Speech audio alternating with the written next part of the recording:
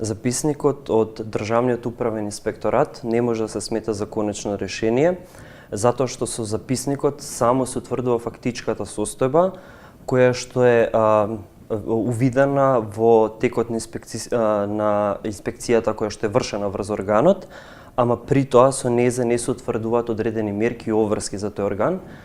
Единствено со решение, со донесено решение од Државниот управен инспекторат, се утврдуваат обврски за конкретниот орган. Во конкретниот случај, затоа што немаме подетални информации во однос на